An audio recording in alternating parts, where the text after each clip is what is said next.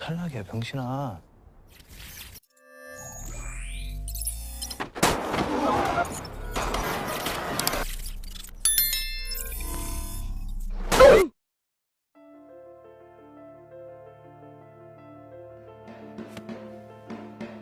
다 두 발로 자유롭게 다닐 수 있는. Kisah diawali dengan masa lalu seorang bocil yang sedang main permainan tradisional Korea bernama cumi-cumi, yang kalau di daerah saya ini namanya gala santang gitu. Bocah ini sangat ahli memainkan permainan tersebut dengan teman-temannya, di mana permainan itu dibagi menjadi 2 regu. Peraturan di permainan ini cukup mudah, di mana ada regu penjaga dan regu yang tidak menjaga. Nah, yang tidak menjaga itu harus bisa melewati para penjaga tanpa tersentuh ataupun keluar dari garis yang sudah ditentukan. Ya mirip-mirip di daerah kita lah, ini mah ya. Dan film dengan judul Squid Games ini pun dimulai. 밟으면 개쌌다. Cerita dimulai dengan penampilan seorang pria yang biasa saja hidupnya. Ia bernama Gi-hun. Setelah ia dipecat dari pekerjaan lamanya, ia menjadi supir sekarang dan tinggal bersama ibunya yang sudah tua. Gi-hun diberikan beberapa uang untuk menghadiahkan anaknya yang hari itu berulang tahun. Jadi si Gi-hun ini udah cerai sama istrinya dan anaknya itu bersama dengan mantan istrinya tersebut. Karena duit yang diberi emaknya tak cukup, Gi-hun meminta duit tambahan lagi dengan memaksa. Merasa tak cukup, Gi-hun dengan kelakuan bangsatnya pun menggeledah lemari untuk mencari kartu ATM emaknya itu, berniat buat mendapatkan uang tambahan.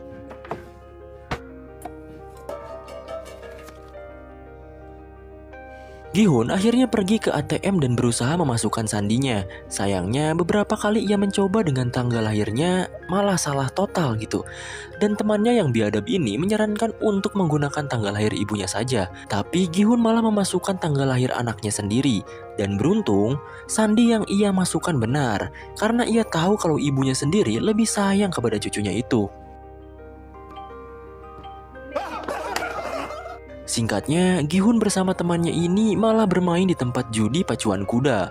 Di percobaan pertama, ia gagal karena pilihannya itu kalah. Ia pun mempertaruhkan uangnya lagi di percobaan kedua. Dengan pusing dan emosi, akhirnya ia bisa berhasil memenangkan taruhannya itu.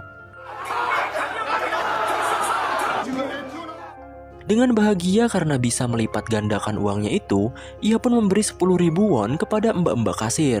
Setelah itu, ia pun menelpon anaknya dengan gembira agar ia bisa memberikan kado ulang tahun yang mewah malam hari nanti. Tapi tiba-tiba,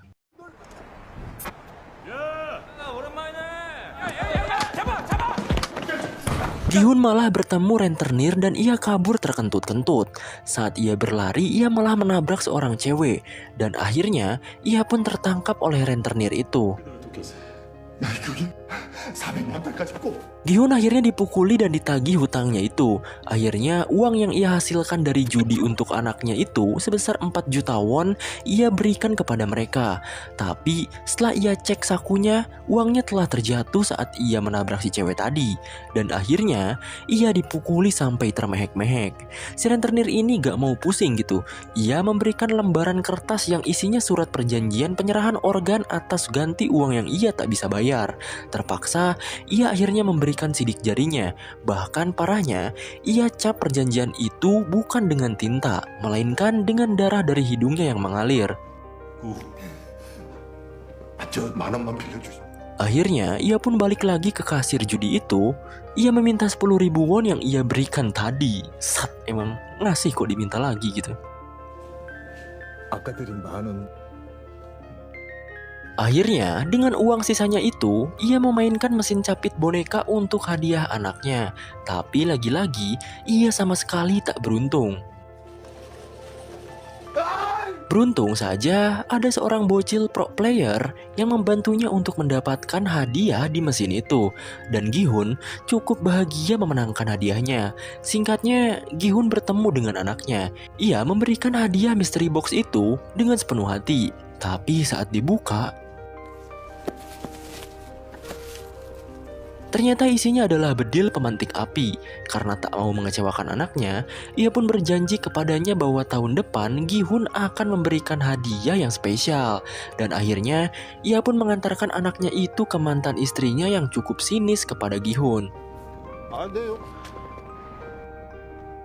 Saat mau balik ke rumah, Gi-hun malah ketinggalan kereta. Alhasil, ia merenungkan nasib hidupnya yang penuh dengan kesulitan. Seorang pria yang tak dikenal pun datang.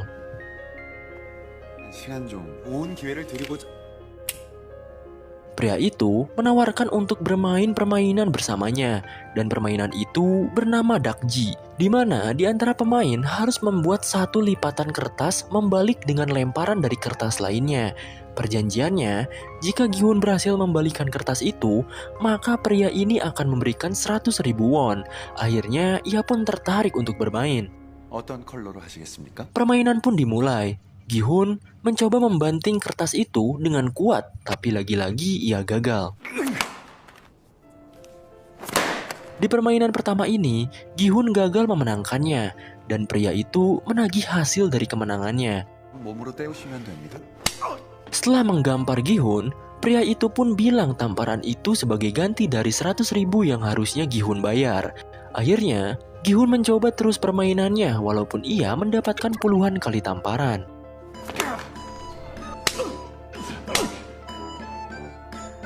Lalu, ia pun menggunakan 100% kekuatan otak dan lengannya. Akhirnya, Gi-hun bisa memenangkannya. Ia pun dengan emosi langsung menggampar pria itu. Pria itu akhirnya memberikan 100.000 won karena Gi-hun berhasil memenangkan gamenya. Setelah lama bermain, Gi-hun mendapatkan cukup banyak uang. Pria itu pun bilang bahwa Gi-hun bisa mendapatkan uang lebih banyak dari permainan. Gi-hun yang trauma karena game dan judi hari ini tak mau ikut serta karena sudah bersyukur dapat uang dari banyaknya gamparan di pipinya. Pria itu pun berdiri dan menjelaskan identitas Gi-hun, mulai dari nama lengkap, umur, riwayat pekerjaan, anak, bahkan hutang kepada rentenir sebesar 160 juta won, dan pinjaman ke bank sebesar 255 juta won yang ia sebutkan. Dengan kaget dan penasaran, Gi-hun malah diberikan nomor oleh pria itu, dan pria itu pun meninggalkannya. Dengan bahagia, ia pun membeli makanan. Dan ia tak lupa memberikan ikan kepada kucing kelaparan. Bahkan ia juga memberikan cukup banyak uang kepada ibunya. Ibunya pun berbicara serius dengan Gi-hun bahwa mantan istri dan suami barunya beserta anaknya akan pindah ke Amerika. Ia pun langsung berhenti makan dan mengingat janji dengan anaknya. Ia dipepetahi oleh ibunya untuk mengambil hak asuh anaknya itu. Ia pun meratapi perkataan ibunya itu dan berniat mencari cara lain. Ia pun akhirnya berinisiatif menelpon nomor yang pria tadi berikan dan langsung join buat ikut ke permainan untuk mendapatkan lebih banyak uang. Setelah jemputan di malam hari datang, Gi-hun pun masuk ke dalam mobil itu. Di sana banyak peserta lain yang sedang tertidur. Tak lama kemudian, keluarlah asap yang membuat Gi-hun tertidur. Setelah bangun, tiba-tiba saja ia ada di suatu ruangan dengan kostum yang sudah diganti. Terlihat banyak orang di ruangan sana. Mereka bangun karena musik klasik yang terdengar sangat keras. Terlihat juga banyak orang yang menjaga atau kita sebut saja staff yang menggunakan kostum berwarna merah dan topeng yang sama. Setelah kagum dengan ruangan itu, Gi-hun bertemu dengan kakek-kakek tua yang kebetulan ia juga pesertanya. Tampak kakek-kakek itu menghitung banyaknya orang di sana, padahal jelas-jelas jumlah peserta yang mengikuti permainan ini tertera sebanyak 456 orang. Kakek-kakek itu juga adalah peserta pertama. Gi-hun bilang kepada kakek-kakek itu, kenapa kakek malah ikut-ikutan game kayak gini? Bukannya kakek harus menikmati hidangan dari anak dan menantu, lalu menikmati waktu bersama cucu-cucu kakek gitu. Kakek itu hanya menjawab, bagaimana dengan orang tuamu? Apakah orang tuamu menikmati masakan istrimu dan menikmati tingkah lucu anak-anakmu? Seketika Gi-hun kena comeback. Ia juga menjelaskan bahwa hidupnya tak lama lagi. Ia mengidap penyakit tumor otak. Di lain tempat, keributan pun terjadi, di mana seorang pria jabrik bertato sedang memukuli wanita. Ia bernama Diokso. Biar gak ribet, kita panggil saja dia Bang Jabrik. Dan wanita itu bernama Saebyok. Sepertinya mereka berdua terlihat kenal lebih lama, karena Bang Jabrik ini bilang kepada si cewek kalau ia mengkhianati dirinya dan kabur dari Bang Jabrik. Dan si cewek itu menjawab bahwa ia tidak kabur, ia hanya ingin hidupnya mandiri. Entah punya hubungan apa mereka gitu kan. Yang jelas nanti juga akan terkuak gitu. Dan perkelahian pun terjadi lagi. Gi-hun yang melihat itu langsung menendang wanita tersebut. Gua kira mau jadi pahlawan, bengek. Gi-hun menendang wanita itu dengan alasan wanita itu yang mencopet dirinya saat menabrak di rumah judi kemarin. 쌍문동사는 죄송한데 Bang Jabrik pun bertanya hal serupa, dan saat hendak ribut dengan Gi-hun, tiba-tiba saja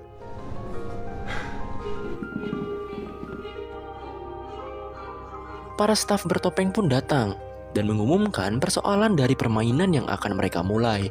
Staf itu berkata bahwa pemenang dari permainan ini akan mendapatkan uang dengan jumlah yang sangat besar. Dan juga akan ada 6 permainan dalam 6 hari mendatang. Pada awalnya, para peserta tidak percaya kepada para staf ini. Begitu juga dengan seorang pria bernama Cho Sang-wo. Lalu, staf itu pun memberikan tayangan-tayangan video ketika para peserta ditawari bermain game Dakji dengan hadiah 100.000 won setiap kemenangan. Begitu juga dengan Sang-wo yang terlilit hutang karena investasi jangka panjangnya gagal. Ia juga menggelapkan dana dan memiliki kerugian sebesar 650 juta won. Hal tersebut menjelaskan bahwa semua peserta di sini adalah orang-orang yang berada di ujung tanduk dengan utang yang tak terbayarkan. Lalu para peserta sendirilah yang memutuskan untuk mengikuti permainan ini tanpa paksaan. Staf pun memberikan pilihan terakhir. Para peserta boleh kembali dan menjalani kehidupan lama atau mengikuti permainan ini. Lalu, permainan selama 6 hari ke depan pun akan dirahasiakan demi keadilan permainan. Ada seorang pria juga bertanya berapa jumlah uang jika mereka menang.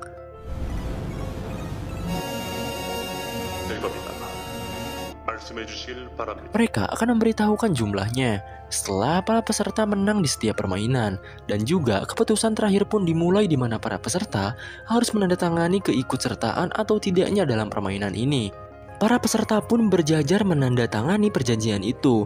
Begitu juga dengan pemeran utama kita, Gi-hun. Isi surat itu tertera 3 pasal, di mana pasal pertama, pemain tidak diperbolehkan berhenti bermain.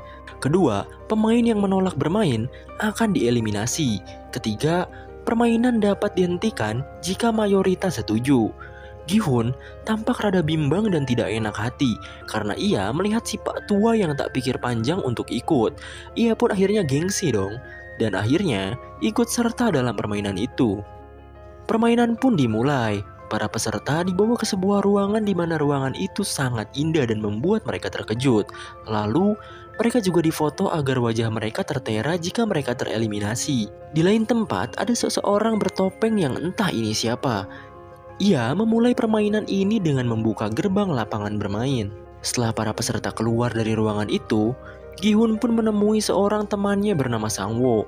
Gi-hun sangat terkejut kepada Sang-wo karena berada di sini. Karena saat kemarin, Gi-sun belanja ke toko ibunya.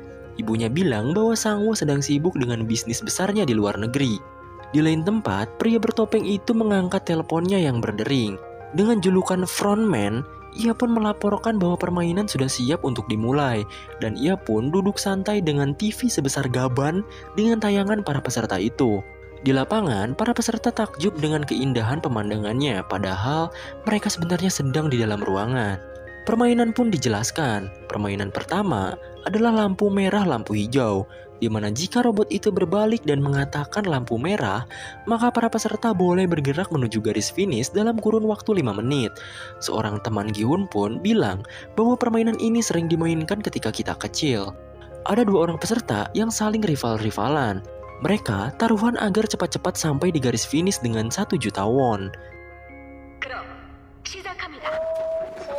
Dan permainan pun dimulai. Dengan cepat si rambut kuning pun berlari paling depan. Karena ia masih bergerak ketika robot itu berbalik, maka ia pun langsung jatuh tersungkur. Robot itu pun mulai membelakangi. perlahan-lahan, para peserta mulai bergerak menuju finish. Teman si rambut kuning malah ngata-ngatain kepada temannya yang sudah tereliminasi. Temannya pun mengeluarkan darah dari mulutnya dan membuat ia panik. Alhasil, ia pun tertembak dan mati. Darah yang muncrat ke wajah seorang wanita membuat histeris pemain lain. Dan akhirnya, mereka semua pun panik dan berlari menuju gerbang kembali. Tapi selama mereka bergerak, mereka akan ditembaki oleh robot itu. Jumlah pemain berkurang sangat pesat. Mereka tak tahu kalau tereliminasi mereka akan dibunuh.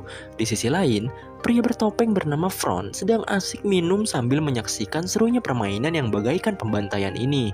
Akhirnya, permainan pun kembali dimulai dengan sisa pemain yang berkurang. Terlihat seorang kakek yang berjalan langkah demi langkah dengan santai. Pemain lain pun mulai bergerak maju kembali. Kesialan malah terjadi kepada Gi-hun. Setengah tubuhnya tertindih oleh jasad pemain lain yang membuat ia kehilangan banyak waktu. Sang Bo menyarankan untuk berjalan di balik badan orang lain agar mengurangi resiko pendeteksian dari robot itu.